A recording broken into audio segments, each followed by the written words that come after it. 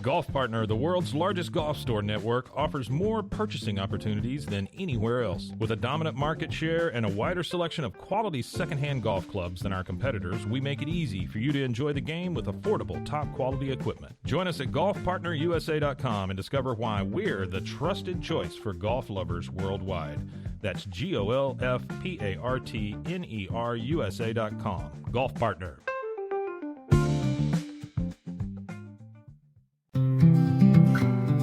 Are you ready to take control of your health? At 4U Health, we believe wellness and lab testing should be accessible, inclusive, and yes, fun. With our tech-powered at-home lab test, you save time and money while feeling your best. Say goodbye to long waits and office visits. Check your health on your own terms with 4U Health. Visit 4uhealth.com today and free yourself from traditional medicine. That's the number 4uhealth.com.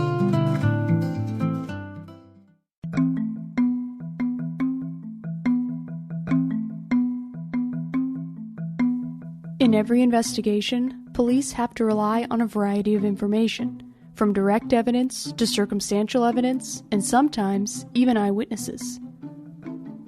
In the Jennifer Harris case, there was no shortage of people in the small town of Bonham, Texas, willing to talk.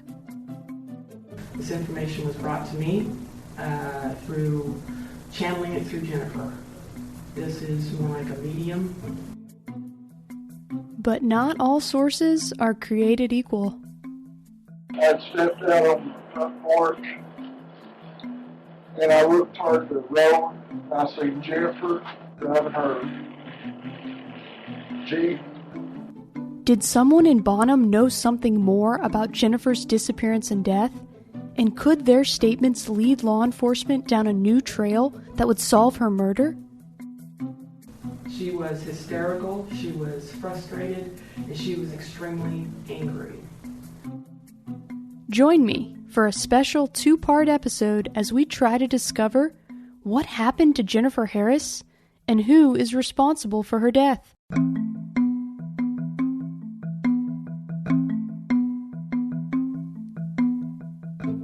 From Cold Case Productions, this is Final Days on Earth, Season 2.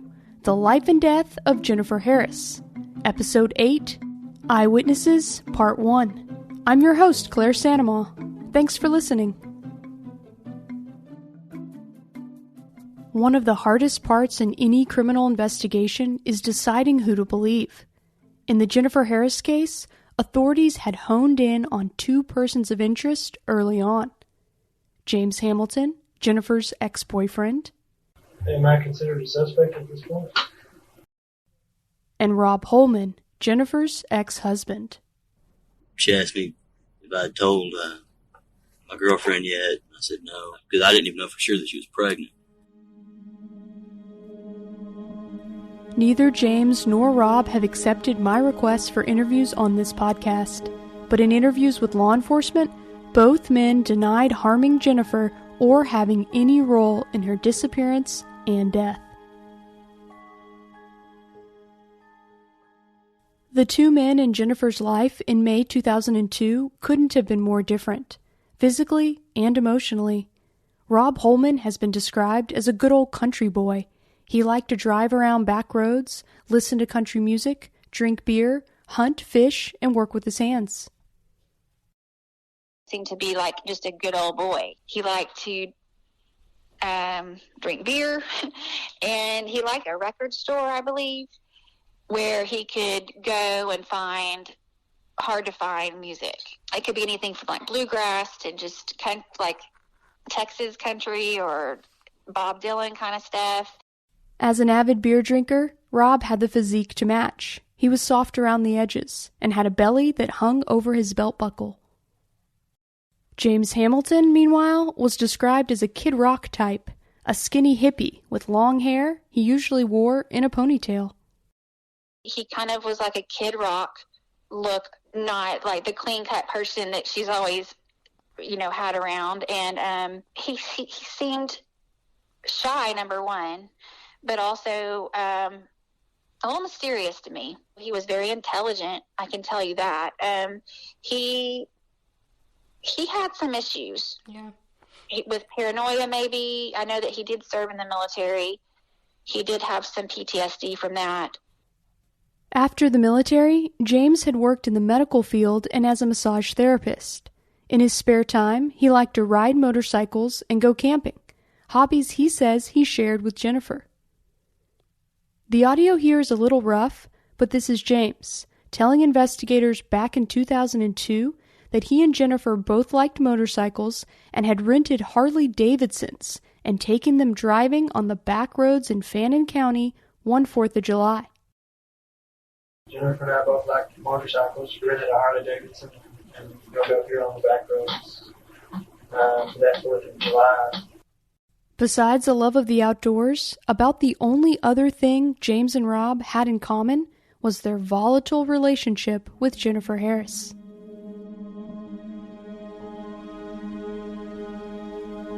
Both men had had their ups and downs with Jennifer, and admitted to occasions where their arguments had resulted in physical violence. For his part, Jennifer's ex-husband Rob admitted to slapping Jennifer in the heat of an argument. We had a big argument then. I think I slapped her that night. And James told investigators that they'd gotten in physical confrontations at the apartment they shared in Frisco. One of our physical confrontations. She came and kicked the door and grabbed my arms around her and to carry her out of the apartment. She was fighting with me the whole way. Considering all the turmoil in her life, initially, authorities thought Jennifer could have taken off on her own accord, and perhaps had fallen victim to her own demons. We don't even know what's going on. She might have took off, whatever. But when Jennifer's body was discovered in the Red River, her autopsy revealed she had suffered a violent and unnatural death.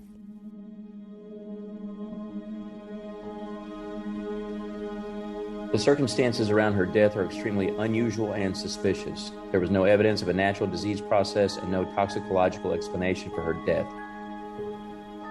The condition of Jennifer's body, including the fact that she was stripped naked, had a wound to her right eye, and didn't have water in her lungs, led to the medical examiner's homicide determination.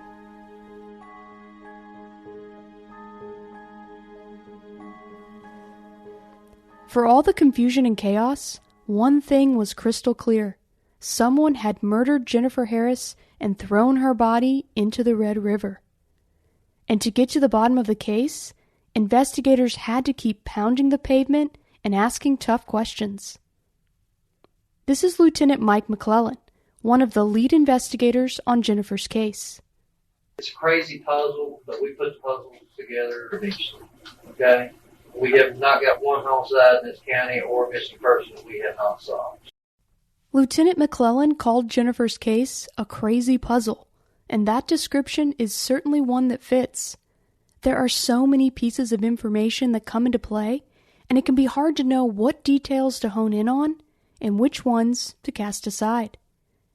As it turns out, one of those potential puzzle pieces came from Lieutenant McClellan's own life, his wife, Sharon Summers. She walked right into the Fannin County Sheriff's Office in 2005, wanting to talk. And I'm Kelly Warren, with Bonham Police Department. Investigator Rick Miller, Fannin County Sheriff's Office. And I'm Sharon Summers. Okay. Let's touch on a little background. Mike McClellan at the time was the investigator for the Sheriff's Office here, and y'all were living together? We were married. You were married?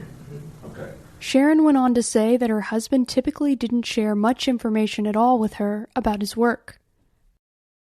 The first time that I'd heard about the Jennifer's case was through Michael, and this was extremely limited information. Michael did not share anything with me, business-wise or personal. He'd always been a withdrawn individual, very reluctant to share even his innermost feelings. Sharon told Detective Warren that she had information to share about the Jennifer Harris case that she'd gotten from Jennifer herself by supernatural means.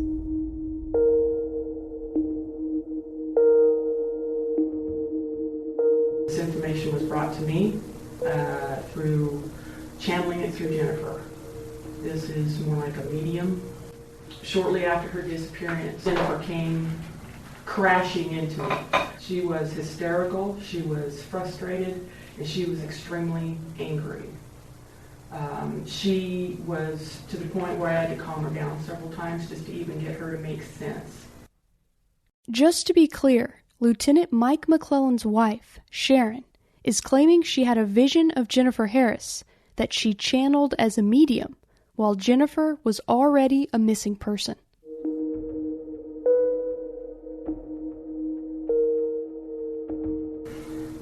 She was giving me a description of the individual that was being interviewed on that day, at that specific time. The individual would be a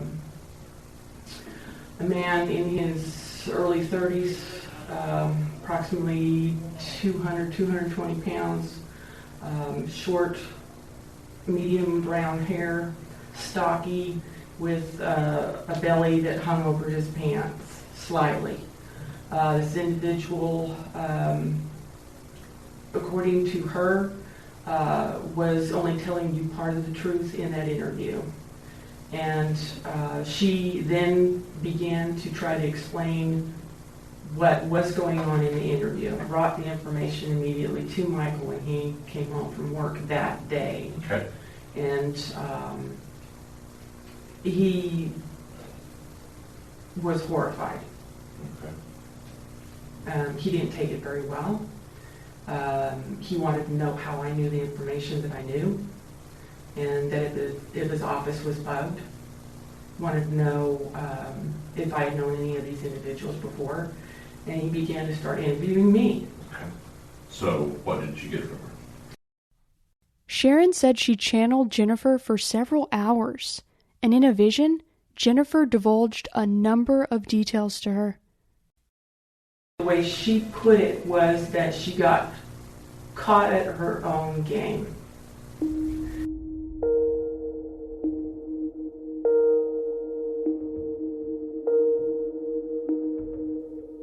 Sharon said in this vision she had, Jennifer told her that she'd met up with an individual that she knew on the back roads of Bonham, and she'd gotten into his truck to go driving around. According to Sharon, Jennifer told her that there was a second man in the truck who handed her a wine cooler and instructed her to drink it. In this vision, Sharon said Jennifer drank 2 bottles of alcohol before meeting a violent end at the hands of 2 men near the Red River Bridge.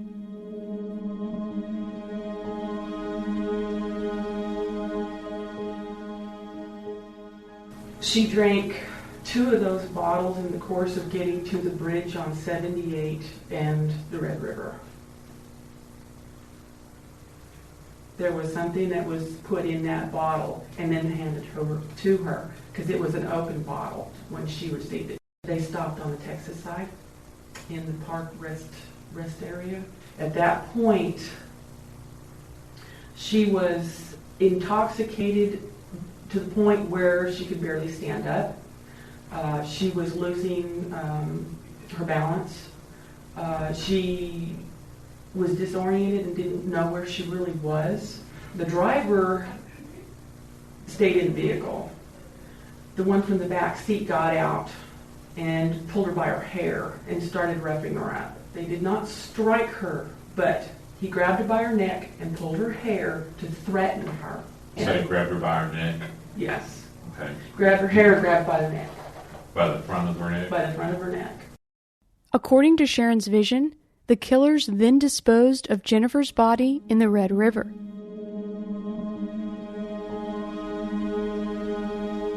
No matter what you might believe about the supernatural or psychic mediums or the ability to channel spirits from the other side, it's hard to get around one simple fact when considering whether or not to believe Sharon's account.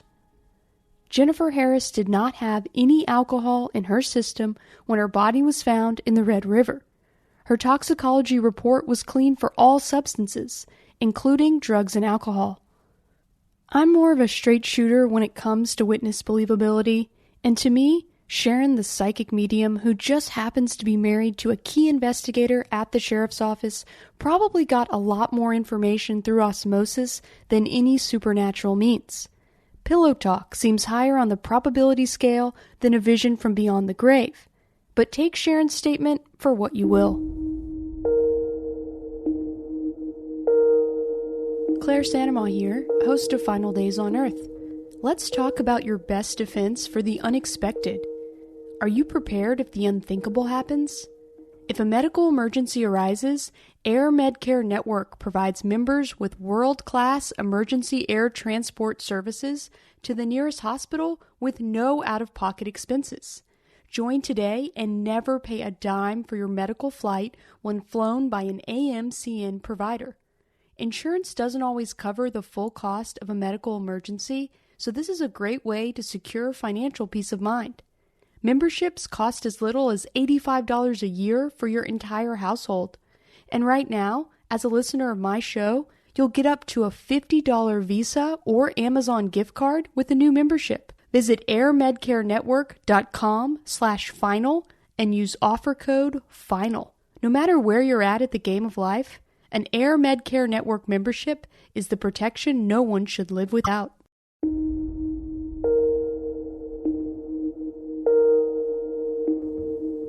Sharon Summers is far from the only person in Bonham who came forward and shared information with the sheriff's office in Jennifer's case.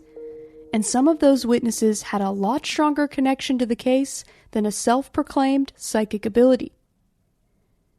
In previous episodes, we touched on the fact that law enforcement said they had a witness who placed Rob and Jennifer together on Sunday, May 12th, on the side of the road. This is from Rob's 2002 interview at the Fannin County Sheriff's Office. Mr. McClellan has talked to a witness that places you and her together on Sunday. I wasn't with her Sunday. on the side of the road. I wasn't with her Sunday. Of course, it's important to remember that law enforcement can lie during interviews with potential suspects. It's one of the rules of engagement that police officers are afforded while investigating a crime. Detective Warren doesn't name this alleged witness who places Rob and Jennifer together on the side of the road Sunday, but there are clues that this isn't merely a bluff.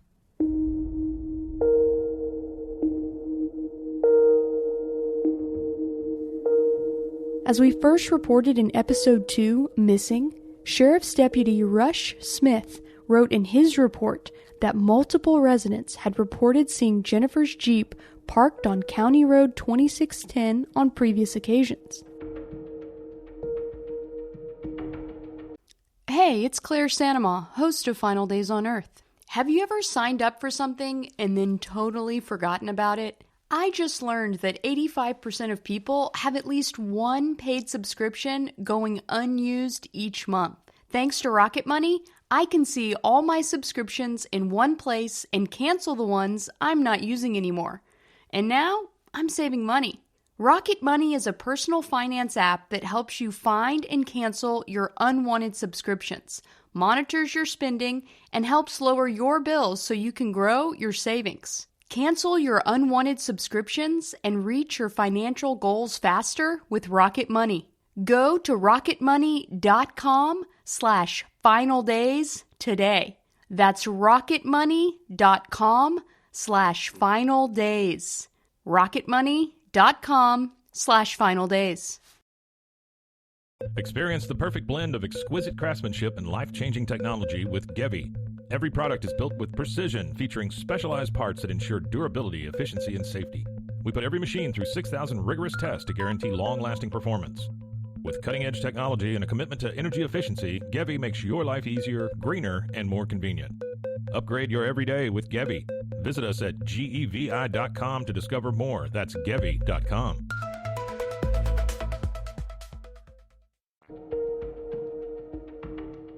And in a separate report, another unnamed witness who lives off County Road 2610 told authorities that they'd seen, quote, a chubby white male talking to Jennifer on the side of the road on Sunday. It's one thing to bluff a potential suspect in the interview room, and it's another to put down in writing in multiple reports that these witnesses exist. From the best I can tell, this wasn't an interrogation tactic. It was real intelligence.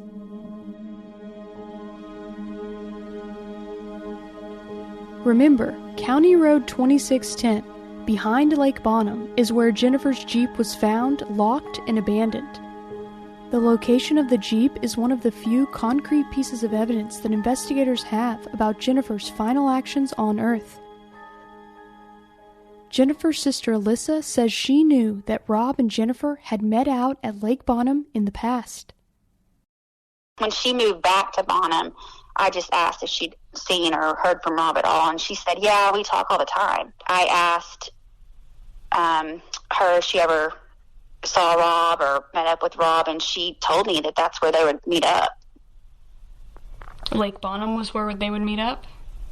Mm-hmm. Wow. And another location that was nearby the vehicle was the Lake Bonham Hoedown. Were you familiar with that venue? Had you ever been there? Had Jennifer ever talked about going there? No, not specifically the Hoedown. Like, she never told me, yeah, I went to the Hoedown. But just the general area. When I first heard of the Hoedown, and I said, well, where is that? And found out that it was in that specific area of Lake Bonham, then it kind of rang a bell. I thought, oh, well, that's where, she probably would drive around or meet up with him. In his interviews with police, Rob Holman has always maintained he did not meet Jennifer in person on Sunday. He says they spoke on the phone several times Sunday morning, and around 8 p.m., he passed her Jeep at the intersection of Highway 78 and 898 in Bonham. That's just a stone's throw away from County Road 2610. The four-way stop there. So then I turned north. She was in front of me. And I saw her Jeep turn. Which direction were you headed? I was going to go buy some beer. Going north? Right. Because Fannin County was dry in 2002, the quickest way to get beer was to drive north to the border with Oklahoma, across the Red River.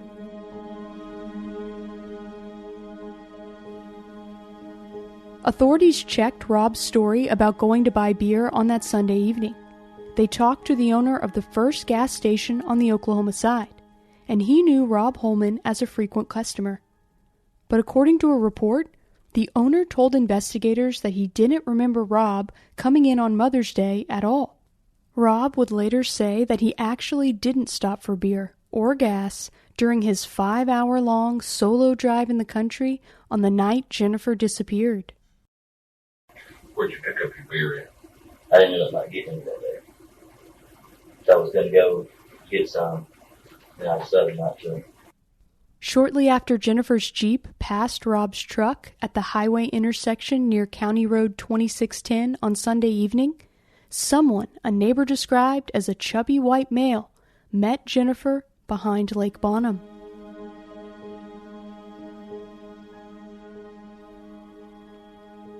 In June 2022, I went out to the scene where Jennifer's Jeep was found with former Fannin County investigator Daryl Parker. The person who called Jennifer Harris's Jeep in the next morning, right? There's an abandoned Jeep out here. Well, turns out that she had seen the Jeep the night before, after Jennifer was gone.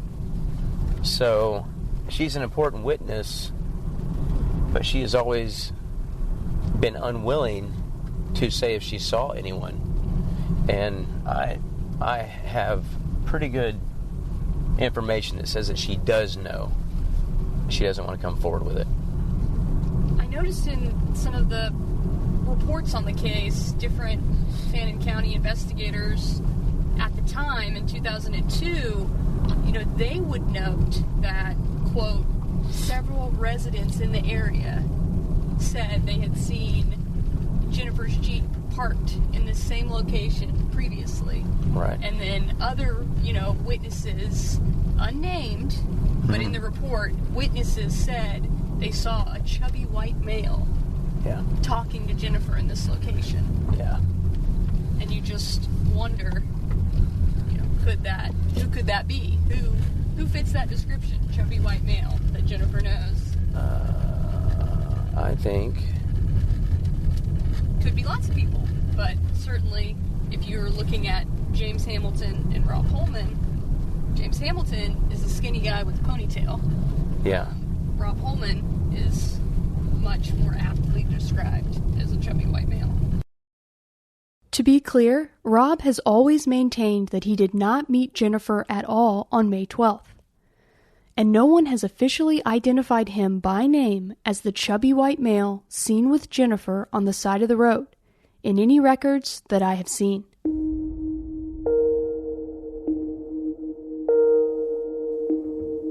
As I pored over Jennifer's case file, I came across a new witness who I'd never heard of before, someone close to the Harris family, who came forward with information 2 years after Jennifer's death. Roger Harris, one of Jennifer's uncles who lived in Bonham, approached Fannin County investigators in 2004 with an unsolicited tip about one of their top persons of interest, James Hamilton, Jennifer's ex-boyfriend. The audio here is a little rough, so let me walk you through what we're about to hear. Roger Harris has called the Fannin County Sheriff's Office to arrange to come in and share information about Jennifer's case. Investigators first ask him how he knew James, and Roger says the first time he met James was at a Thanksgiving dinner at his sister's house. The first time I met James was at a Thanksgiving dinner at my sister's house. The sheriff's deputies asked if Roger knew what James looked like, and if he saw him today, would he recognize him? Roger says that he would. Then the deputy asked Roger what kind of vehicle James drives, and Roger was able to identify it as a new Dodge Dakota King Cab, blue in color. Occasions when you've seen James, you know what kind of vehicle he drives? He was driving a new Dodge Dakota King Cab, blue. With the identifications out of the way, the deputy asked Roger the million-dollar question. Had Roger seen Jennifer or James on the evening she disappeared? The evening that Jennifer disappeared, did you happen to see her or him? Yes, sir. I'd stepped out on the front porch, and I looked toward the road, and I seen Jennifer driving her Jeep, orange green Jeep with a beige on top, regular.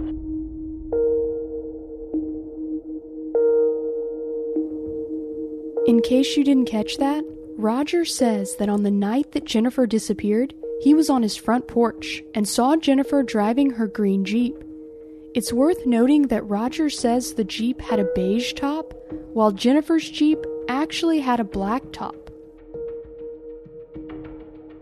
What Roger said next was even more eyebrow-raising. Roger told the deputy that he not only saw who he believed was Jennifer driving north, but 10 seconds later, he thinks he saw James following right behind her. I turned to my wife and I said, "There goes Jennifer going north." 10 seconds later, I seen James following right behind her.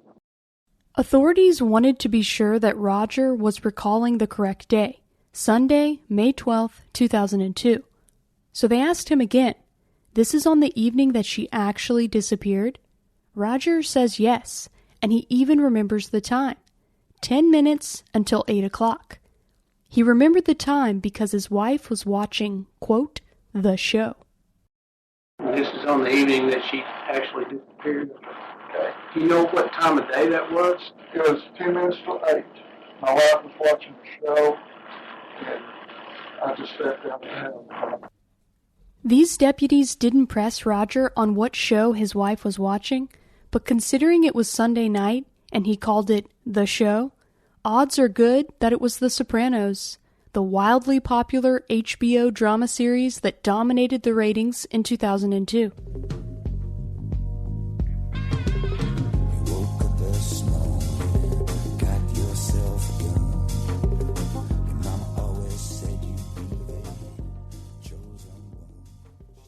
We know The Sopranos was on TV at Rob Holman and Sarah Beth's house from 7 to 8 p.m., and the end of the episode was used to mark the time that Rob left to go driving. And remember, 8 p.m. was the same time that Jennifer reportedly exclaimed to her friend Christy Farr that she needed to go meet someone. But according to Roger Harris, it was someone fitting the description of James Hamilton, not Rob Holman, who was following closely behind what he thought was Jennifer's Jeep. The deputy asked Roger if he waved or said anything to Jennifer as she passed him. Did you say anything when you saw them? They wave or anything at all? Okay. Did anybody else see them go by that you're aware of, or did you speak to anyone about them going by? No, I just told my wife that they went Jennifer going north. So you did tell your wife? Yes, sir. But she didn't see them? No. The deputy wanted to know if Roger was sure that it was James that he saw. He asked him what would be distinctive about James other than knowing his pickup truck and knowing him on sight. Roger said the key feature was James's hair being pulled back into a ponytail. What would be distinctive about James other than knowing his pickup and knowing him on sight that made you believe it was James? I mean, at times I think James has always had his hair pulled back into a ponytail. And that's the way he had it that day, yes. That you recall? Yes, okay. Roger went on to say that he remembered telling his brother, Jerry Harris, Jennifer's dad, about this sighting while she was still missing. But he was instructed not to discuss the case with anyone outside the family. And Roger never told anyone else about it for 2 years, until he called the Fannin County Sheriff's Office in 2004. Did you speak to anyone about that, or let them know what your thoughts were on it? Or did your wife say anything to you about it, since you told her you had seen him follow? No. So y'all never discussed it? No, sir. Not even among yourselves? Several days later, Jerry came up and said, don't discuss this case with anybody outside the family. Mm-hmm. So I haven't said anything since then. Roger Harris's eyewitness statement is certainly a piece of evidence that raises a lot of questions. However, it also has some holes.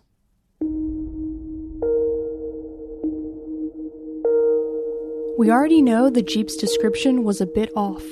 Roger saw a beige top on a green Jeep when we know that Jennifer's Jeep has a black top. In addition, the timeline Roger gave contradicts James's alibi for Sunday evening, when James says he was eating dinner at McDonald's in a Dallas suburb more than an hour away from Bonham. And James's alibi was confirmed by 2 witnesses, his friend David Chieb, who was dining with him, and David's wife Irene, who corroborated the account. All 3 people, James, David, and Irene, recalled the time as around 7 to 8 p.m. on Sunday, May 12th, when David and James were at McDonald's. They remembered leaving the restaurant at 8:10 p.m. to get David's kids ready for bed.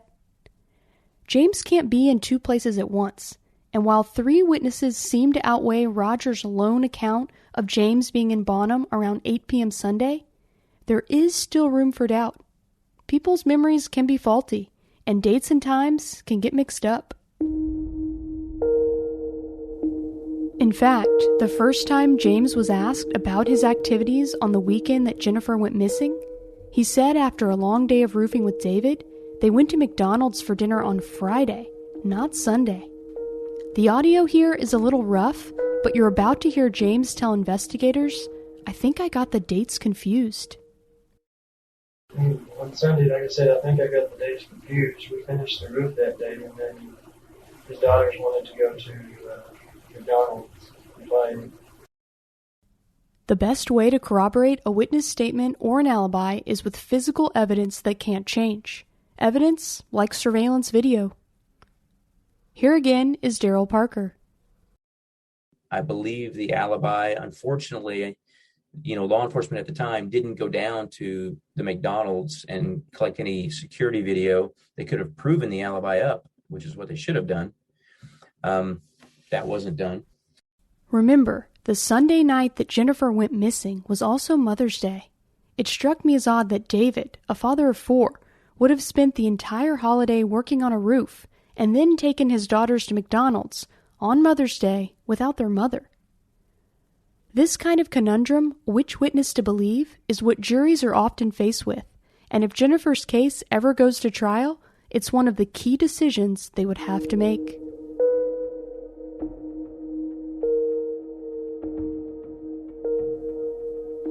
As I looked for any other connections between James Hamilton and Bonham during the time of Jennifer's disappearance, I was drawn to a statement from Patrick Farr, a friend of the Harris family. If you recall, Jennifer was visiting Christy Farr, Patrick's wife, on the night she went missing to get a chicken spaghetti recipe. Patrick told authorities that he went to sleep shortly after Jennifer came by that evening, and he didn't see her leave. But Patrick took an interest in Jennifer's disappearance, and he and his wife were among the attendees gathered at Grandma Mimi's house for the aftermath.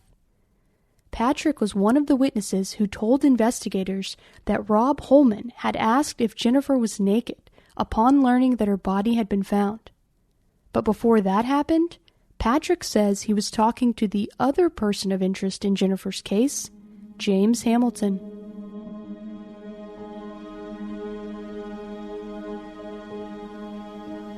According to a written report from the sheriff's office about Patrick's statement, Patrick said that James asked him if anyone had looked in the river while Jennifer was still missing. Considering Jennifer's body would eventually be found in the Red River, and the working theory of the case is that her killer dumped her body there, this statement from James is worth noting. With all these suspicions swirling around James Hamilton, he agreed to take a polygraph, which, as you may recall, James passed with no deception indicated. For whatever doubts investigators may have about James's possible involvement in Jennifer's death, he is the only person in the case to submit to polygraph examinations, and he's passed every single one. Over the years, James Hamilton was interviewed a number of times. And every time he was asked to interview, he cooperated. He moved to Colorado. Texas Rangers went up to Colorado and interviewed him. And I think he started to get the picture that they were trying to really see if he was a suspect. And so that started to make him nervous. But he's always cooperated and answered all the questions that were put to him. Rob Holman, meanwhile, has never taken a polygraph examination in Jennifer's case, even though he originally stated that he'd be willing to take one if James Hamilton would do it first. This is the current Fannin County Sheriff, Mark Johnson. It stands to reason that the person stood up and said, I will take one, and did take it. We've been told by Mr. Holman he'd take one, but he never has to this day took one. And refuses to ever schedule a date to take one. I thought that was interesting in the reports. He initially said, yes, I will take one, even agreed to a date, but then when it came down to it. Yeah, he won't show up.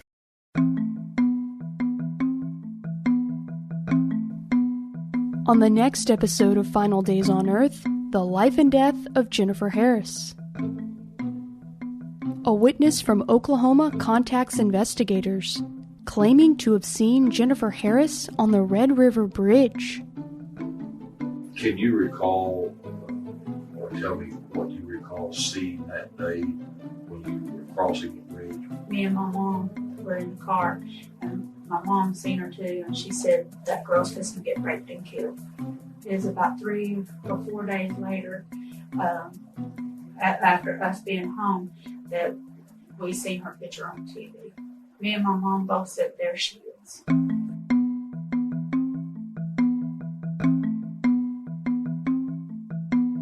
If you have any information about the unsolved murder of Jennifer Harris, contact the Fannin County Sheriff's Department at 903-583-2143.